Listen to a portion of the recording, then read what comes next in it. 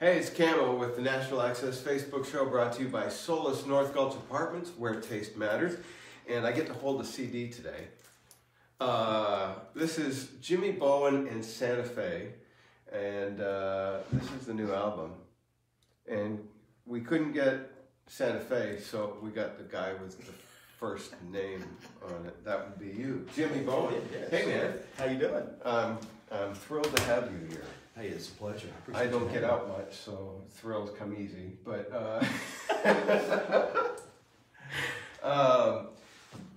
you've got a few things going on. You've been in bluegrass for 35 years now. 35 years.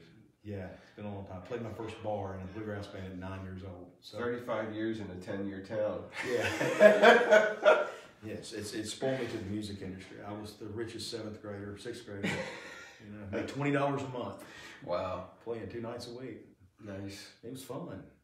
And now you're doing exactly the same thing. The same thing, but yeah, it's just more money though. It costs me more. So. And you've worked with, you've been involved with some pretty heavyweight people, both in country and bluegrass over the years. Yeah, it's been a pleasure. The list goes on and on. The first professional bluegrass band I was with was the Country Gentlemen out of Washington, D.C. And that's where Skaggs got his start with them, and Jerry Douglas and all the great players here in Nashville and some of the artists. And so they were a big thing, urban in the Washington, D.C. area back in the 50s, and got all the young people involved in bluegrass back then, and came up through the ranks with the Washington, D.C. area. That wouldn't strike people so much as a hotbed of bluegrass music. You wouldn't think so, but it's the bluegrass is, pardon the pun, but really a crazy nut thing up there. They really love it. Crazy nut things in D.C., that's not unusual. Yeah, that's true. They're all there. Yeah, exactly, exactly. But yeah, there's a lot of fans in the Washington, D.C. area of bluegrass. Well, and you're right there with Virginia and West Virginia and everything too. So it's not a stretch, but it's just something you wouldn't. Yeah, you wouldn't think. About. No, you wouldn't. But it's huge up there, huge. And then I went on with a band called Continental Divide, which was some guys that had been with some other heavyweight players in bluegrass, and we got together and formed our own group, and we did that for a while, and then I left from there and started messing around with some of the country artists. The last one was with Earl Thomas Conway. I was with him for 7 years. Just lost. Yeah. To me, one of the most underrated songwriters and underrated voices in country music. Yeah. I was coming up in radio in the early 80s where he was getting all his hits, and man, I just loved him. Mm-hmm. Loved his stuff. Yeah, he's a great singer, songwriter. He has so much, and I'm really hoping the family will do something within time. He had a lot of great material in the can, so to speak, that has never been released. Yeah.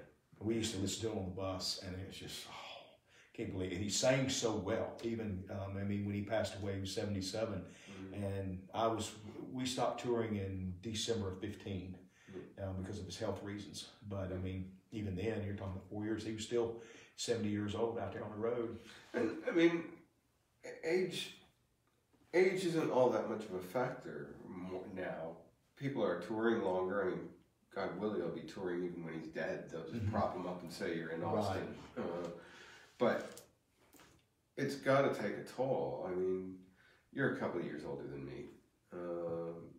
And being on the road is, it's hard when you're 20, but you can absorb it a whole lot better. Oh, yeah. Yeah. I find myself now where I like to go back to the hotel room and go to bed and instead of sitting up till 2 or 3 or 4 o'clock in the morning and doing what you do on the road, partying or whatever they want to call it. And so I think it does take a toll. I've noticed that. Unless you're Mick Jagger, where heart valve operation is just a cold. Yeah. Yeah, exactly. I have to cancel the tour. I have a heart valve operation, but we'll see you next week. Yeah, we'll see you next week. Exactly. They keep going. So yeah, you don't sleep right, you don't eat right, and you try, but it's hard. Oh yeah, it's hard. Got the all-you-can-eat buffet or salad. Yeah, exactly. So you've got a lot of experience that you're bringing to this album, and I got to say, it's a really excellent album. Well, thank you. That project was something I always wanted to do, where I mix the bluegrass root that I have with a little bit of more of the Americana. So, unfortunately, in the bluegrass world, I did the unpardonable sin as a band leader, and I hired a steel player and a drummer. But I would always tell promoters all the time that when my steel player plays dobro too, and we could just let the drummer stay on the bus and sleep if you won't let him on stage. But that's all he's gonna do on stage anyway. So, yeah, exactly. So we this album was I really enjoyed doing it. It was a kind of a mixture to give that bluegrass root feel, but an electric feel at the same time. Combination. I think it turned out really well. Bluegrass, and especially that more countrified bluegrass, seems to have gone through somewhat of a resurgence in past years. I mean, bluegrass is always, to me, to country like jazz is to rock. You either kind of get it or you don't. Right. And when I was younger, I didn't get bluegrass. I wasn't a fan. I didn't get it. But as I've got older, it's like, okay, I get this now. Yeah. Well, bluegrass to me is always been, it's kind of like the rock industry. You know, you've got classic rock, you've got the hard rock, death metal. Bluegrass to me is the same way. You got real traditional bluegrass like Bill Monroe and the Stanley Brothers, and then it escalates on up to different type of more modern type of bluegrass. Exactly, and I think there's always kind of different levels of bluegrass. I call it now acoustic music because a lot of people, when you think of bluegrass, they think of that nasal sounding, just banjos, and that's all you hear. But it's not that way. It never has been that faster, I hear banjos. Yeah, exactly. And it's like the band that I was with, the Country Jones, that's what made them so different back in the 50s, because they would take songs written by Gordon Lightfoot and bring it. You know, the big hit they had was Fox on the Run, which was actually a rock song from Manfred Mann. Yeah. And later covered by the Good Brothers, which were a bluegrass country rock band. Exactly. So there's a lot of hit for them. Yeah. So that's the thing with bluegrass. It's just it's such a, there's so many types of styles of bluegrass. If we could just get it known, so to speak. You know? Is there the same kind of thing in bluegrass as there is going on in country now, where you hear the more pop sounding stuff and it's like, that's not country? Do you get that kind of thing from the bluegrass people, where if you brought a drum in, that's not bluegrass? You used to see that. You're starting to see a little bit more of it now, because there's a lot of promoters that are going more toward the Americana type festivals, to where you'll hear a straight ahead bluegrass band, but then you'll hear a band over here that they've got a drummer, but it doesn't bother you that much. So you're starting to see a transition of having a drummer, if nothing but a snare. Bobby Osborne, who's a good friend of mine, a member of the opera with the Osborne Brothers, he started to carry his son now. His son plays snare and a hi-hat, and they'll go to bluegrass festivals, and that's the way he did it back then. Yeah, they had so drums. He's not doing anything different. Yeah, exactly. He's not doing anything different than he did. They just took a period of time in their careers where they stopped the drummer because promoters didn't want drums on stage. Well, the Opry didn't used to allow drums on stage. Right. For the longest time. Yeah. So there's a transition. It's coming around a little bit more. 15 years ago it was taboo. Yeah. But now it's not. Are bluegrass audiences more understanding of the changes in the music than country audiences, do you think? In my experience, a lot of the bluegrass audience, they don't like change.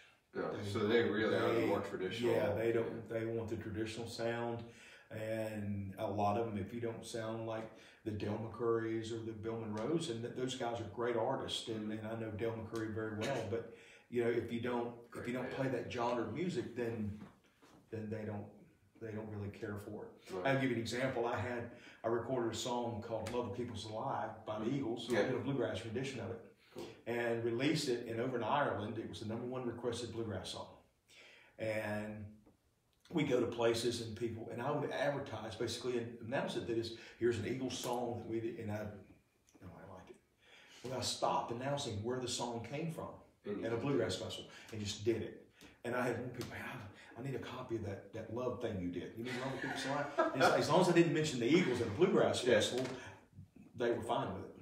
It's funny because Alan Jackson did the cover of Seven Bridges Road, which was Eagles, but Alan did it as a bluegrass version rather than the Eagles, tight harmonies and everything else. Right. And it was killer. I think, and when Alan Jackson did that whole bluegrass album as well, I think that opened a lot of people.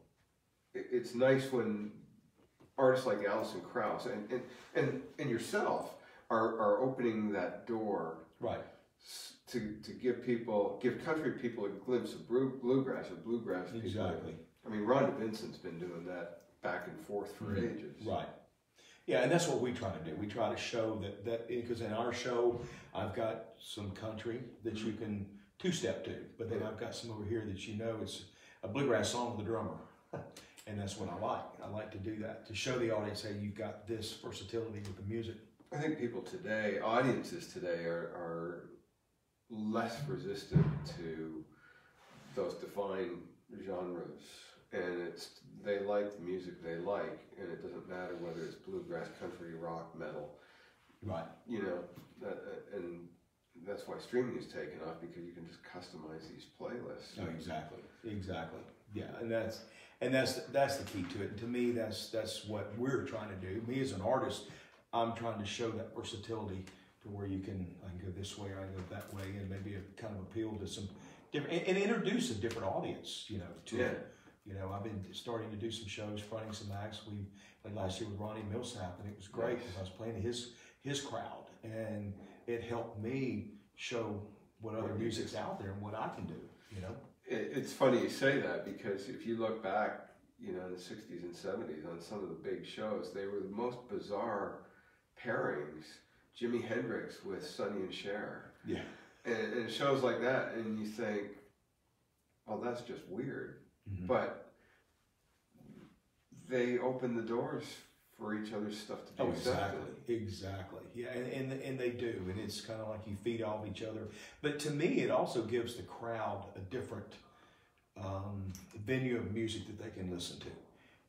You've got with me, I do a combination of bluegrass and Americana type style music, whereas if I was fronting the Stones, it'd give their crowd a different versatility of what's out there musically.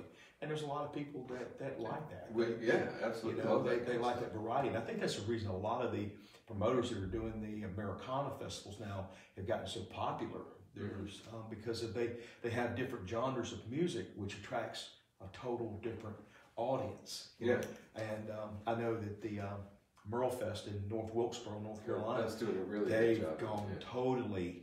I remember doing that show when it was straight bluegrass festival. That's all it was. Now it's a total Americana festival. I played it with Jim Lauderdale several years ago, and I was kidding with him. I met him backstage, and it was the first I'd ever been around Elvis Costello. And Elvis, because he had to catch his plane, he played before us. And I met him, I said, this is such an honor to have Elvis Costello front us. This is really cool, And he went right along with it. But that festival, you may see a gospel band on one stage or an Elvis Costello on one stage, and it just makes that festival huge. And somebody like Elvis Costello, who, and I've said this repeatedly about real musicians, you listen to everything. And Elvis, he brought in ska, he brought in, punk elements, and then, country and the Burt Bacharach style. And Elvis really was probably the first guy that kind of became his own genre. Oh yeah, I believe that.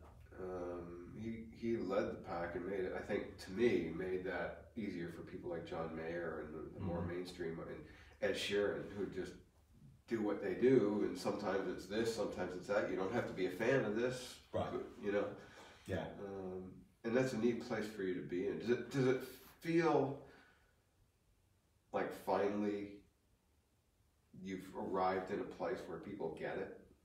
I think so. That's the way I feel now. Years ago, it was straight ahead the bluegrass thing, and that was the narrow-mindedness, and I was that way. I was that way 30 years ago. Just blinders, and that's what you do, and that's what I didn't want to see the outside, and let's try this, and then one day I wanted something different. I wanted to try different things with music and do different things, even in the studio, to add to the music. And I've got a gospel song on one of the records that I've done that I was hearing a snare type effect, but I didn't have a drummer. It's a straight ahead bluegrass album.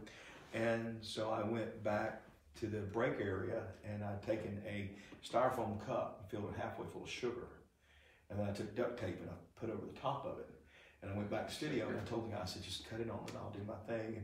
And I just shake it and it sounds just like a snare in the background. It's really cool the way it came out. But it's just a cup of sugar, is all it was. But that was a lot of fun. But I didn't, it was just, I thought, man, I can't put a drummer on this bluegrass album.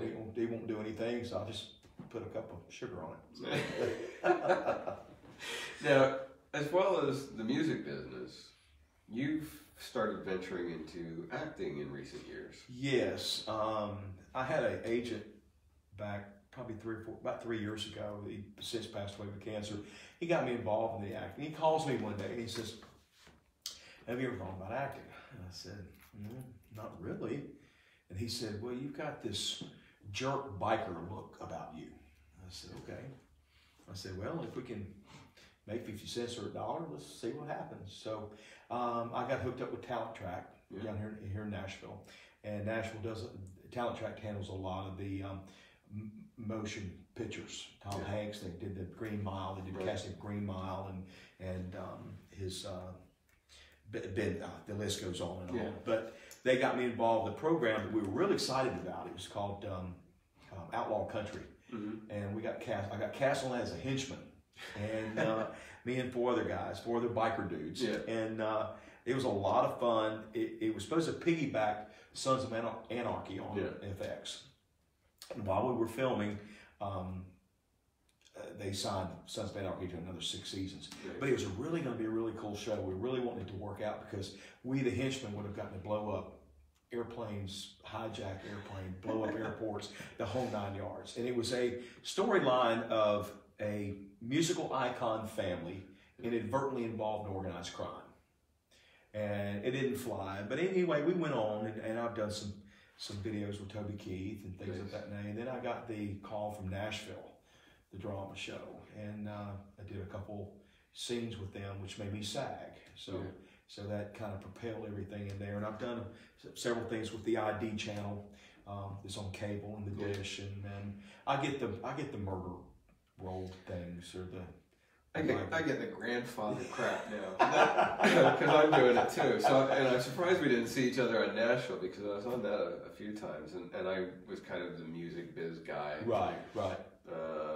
But yeah, I seem to get a lot of grandfather stuff now. You let the color come out of your hair. It's like exactly. Grandfather. Yeah, grandfather. You're the grandfather. So. That's cool. So how do you like acting? Is it? I like it. It's my experience so far with it. I have learned that I like the television better than the film. Because the filming, when we were doing the Outlaw Country thing, was 18, 19-hour days. We didn't film that long. We just sat around all day. You know yourself. It's hurry up and wait, sit down, we'll get you after lunch. You absolutely, positively must be here by this time. There's a chair. 4 hours later, we're ready for you. Right, exactly. So the television is like with Nashville, and you know this. Nashville is in and out. Here, do it like that, and you're done. And I like that, me personally. Not that I don't want to be around it, but it's just I don't find enjoyment going to sit on a set and sitting there for hours and hours and hours. Yeah, you're not at a straight stage where you've got your own trailer. You're right. Then it's okay.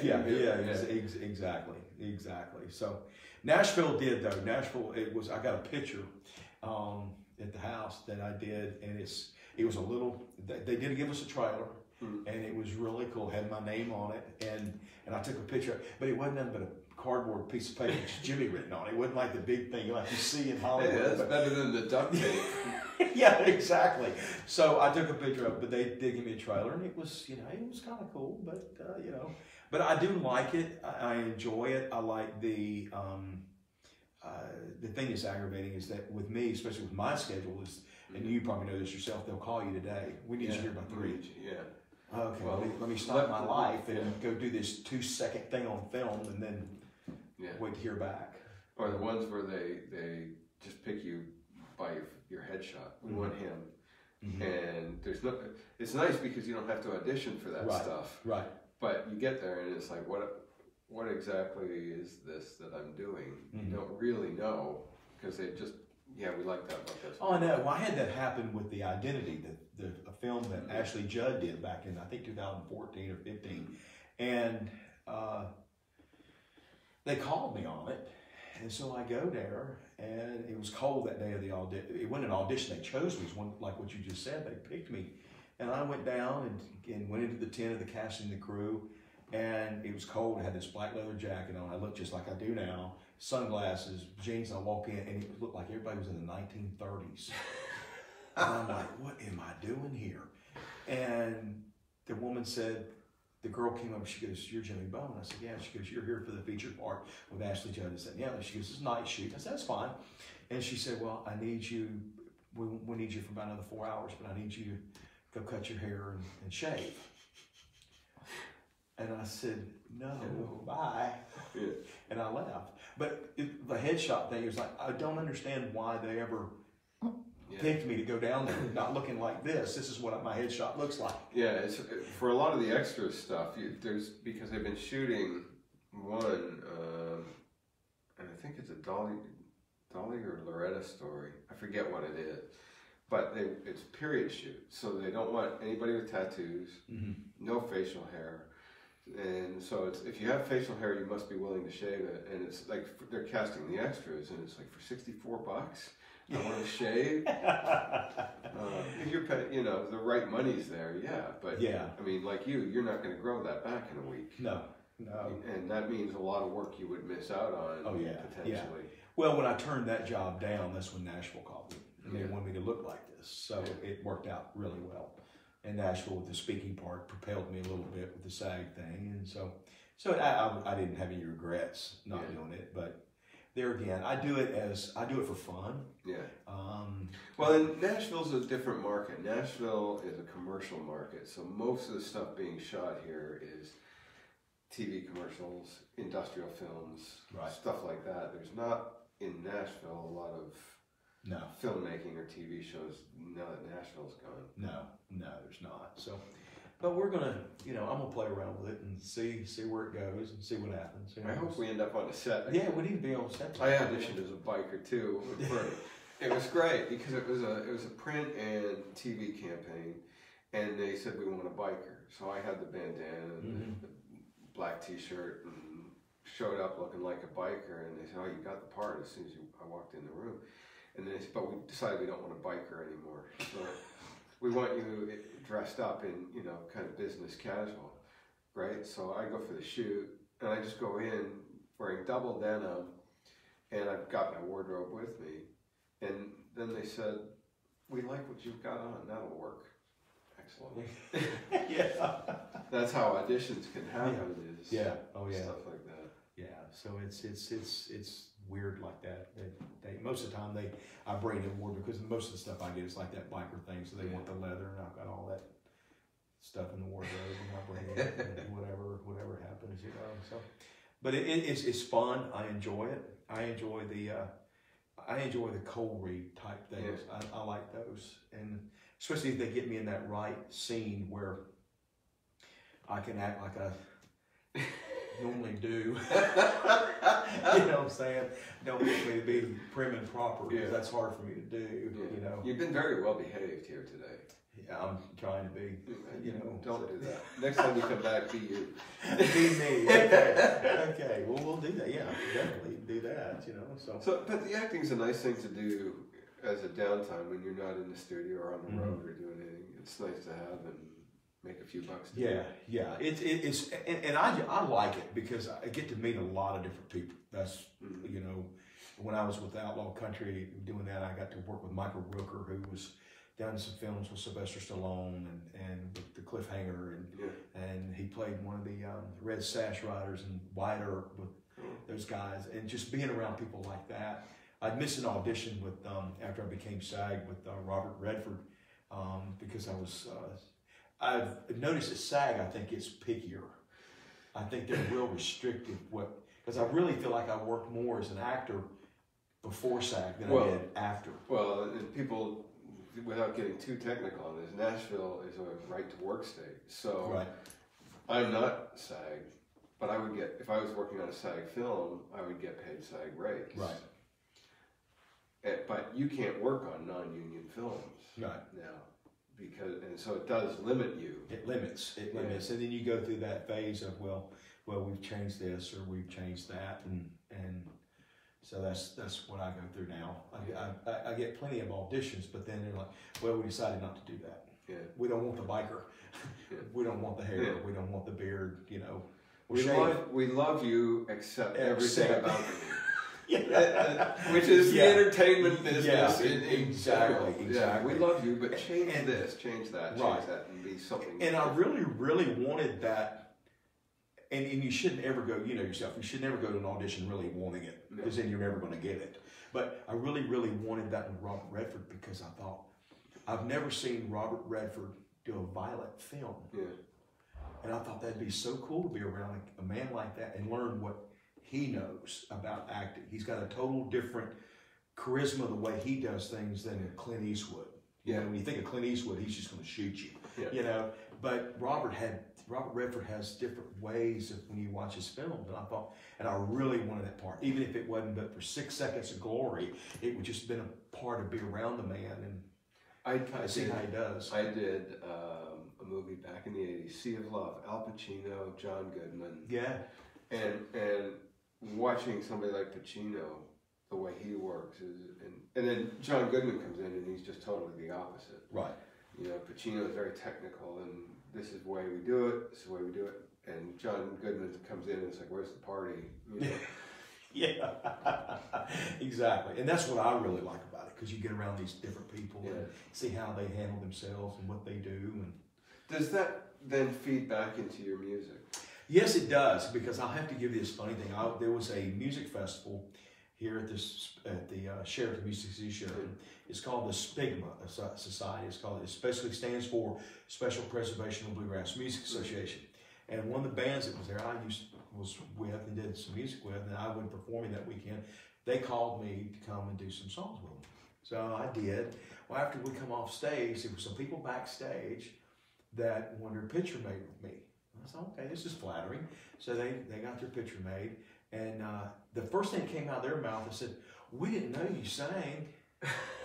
And I'm thinking I'm like, oh my God, okay. And I said, well, I hate to be rude, but why did you want a picture? I didn't know. No, we saw you on the ID channel when you killed that man or whatever. Okay, that's cool, you know. So that's when I thought, it kind of intertwines with everything, kind of helps everything that I'm doing. The music helps the acting helps the music, and it's all fun. Actor, musician, are you a dancer too? Do you dance? No. Okay, so no. I try to do that. I try to do that new those new wave dances like my grandson does, and I embarrass him, so I quit doing them. Yeah, the one that always works is the worm, where you just lay on the floor. And the pogo, where you just jump up. Yeah, just jump up. Yeah, because especially when you get gray hair, playing air guitar when you're dancing, total no-no. Yeah, exactly. Just exactly. A word of advice on that: don't ever play the air guitar when you're. An air banjo, I think, would probably be worse. Yeah, it would be definitely worse. The album is called "Single Down in San Antonio." There it is, Jimmy Bowen in Santa Fe. And it's a full album, too. It's not just like 10 tracks. You get the whole deal here. Please check it out. Where can people connect with you online and stuff? Yes, I've got a website. It's www.jimmybowen.com. And we've got basically 4 Facebooks. I'm out there. I've got a Jimmy Bowen Show Facebook, Jimmy Bowen Personal, and the Jimmy Bowen fan page.